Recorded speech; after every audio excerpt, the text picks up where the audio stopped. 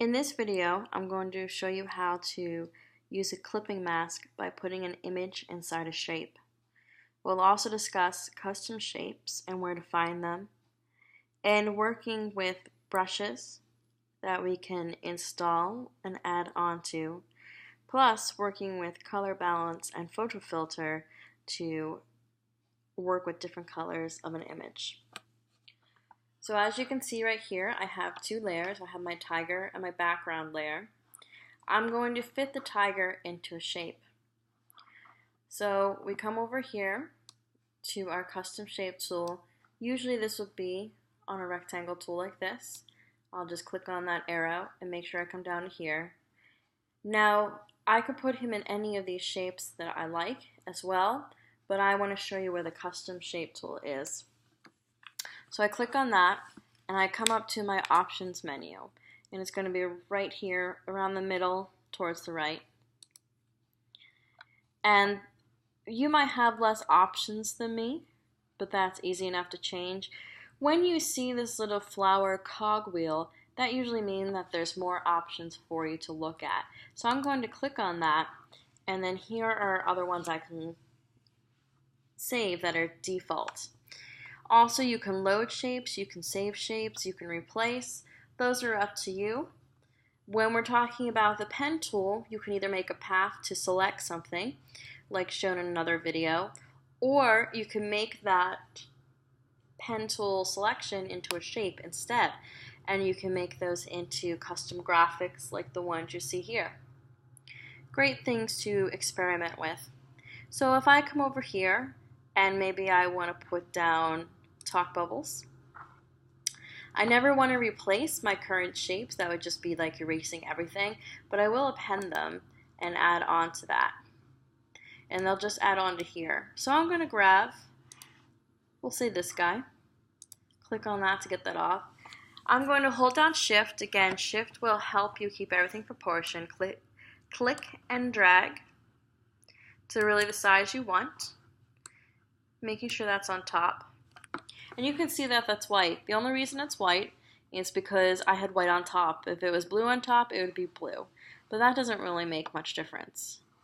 Also, you can see that these shapes are all anchor points, so you can edit them as well. If I come over here to my pen tool, convert point tool, I can then click on this and edit it if I want it a certain way, more unique to my style, or to help with the composition. So again, with the pen tool that we've learned, you can extend these handlebars, and you can make a sort of groovy and whatever style you like. So the background layer can stay the same, and honestly, if we like, we can lock it by going up here to this little lock button and not clicking on the first shape. So I'm going to unclick that, make sure I'm on the background, and click. There we go. With clipping masks, and this works the same when we're working with type and putting an image into type, we always want the image on top of the shape or whatever we're trying to force it into. Just the reason why I have it on top here is sort of get the dimension, figure out how much of the below image I want in there. So once I feel comfortable with knowing how I want to move that, I then move my layer of my image that I want in the shape above it. There's two easy ways you can do this. One, you can come over here to the right zone area. You can sort of hover between the two and click on option. You're going to get this white box with the down arrow. Click, and there we go. Or you can just right click and go to create clipping mask, and there you go as well. And I still have the option, as long as I am on my tiger layer, wherever layer is the image, to move this, or if I want to, free transform the behind before I settle on that design. Now these are both two separate layers still, so if you wanted to move them, you'd have to group them or merge them as one. So with the tiger one selected, we hold down shift, we click on the shape, and then we right click. Right clicking on a Mac is control click. And then what we want to do is scroll down to go to merge layers. And there we go. That is how you want to use a clipping mask in Photoshop. Again, the other way is working with type, and that is in another video. Now, if we want to change the color of this, we've already discussed in another video how to work with the blending options in layers, but these are a great thing to review and just sort of work out and see how that functions. And again, whatever it lays on top of, it's going to have a different effect on it. But these are really great to experiment with and try out. But if we wanted to totally change the colors, we can come up here to Image, Adjustments, and work with several of these. So you can change to black and white. I like Photo Filter a lot. So I can either pick a filter from up here and work with that and change the density to make it more blue. And again, it won't be true blue right now because we still have a lot of oranges in there. Right? Or we can come down here to Color and work with that.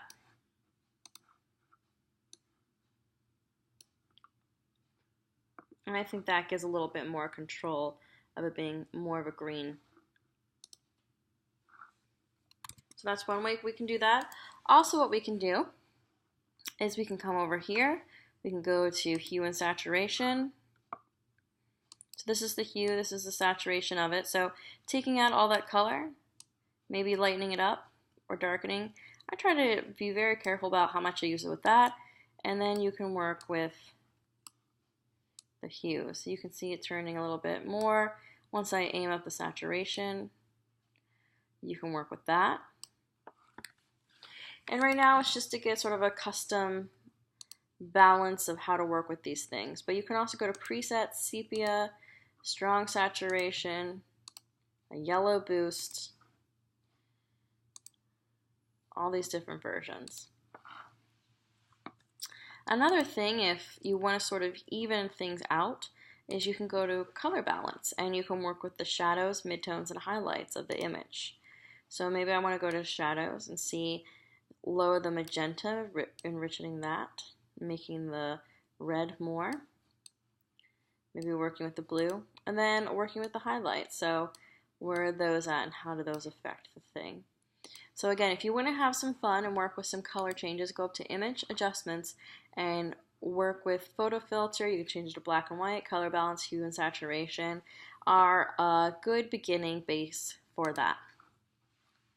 The last thing I want to show you in this video is how to work with brushes. So your brush is over here. So we can work with brushes to work with masks over here and blending two images together. But you can also paint with them or use them as a sort of add-on to this.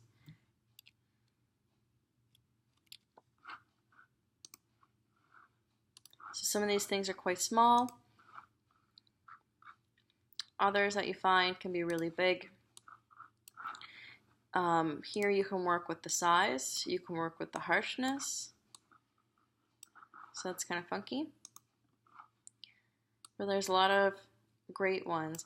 Now some of them are self-imported, other ones are just here. So the smoke one here is imported from Google. So all it had to do is go to Google, go to free Photoshop brushes. Brusheezy is a really good one. I go to my little cogwheel again, and I import brushes. Wherever you have your brushes at, you would just open that file, look for the ARB file, short for brush, and open that right up. You can have a lot of fun with these. Brushes can create custom graphics quite easily. Just watch how big you can make them. So if this will be for print, watch how big the brushes can go and maybe even do a sample print with the biggest brush on your paper so you can make sure nothing is pixelated. But again, you can have a lot of fun with these, making it snow all over the place. So go ahead, have some fun. So again, we reviewed clipping mask, we reviewed how to change the color of an image, and also we reviewed brushes in here. Thank you.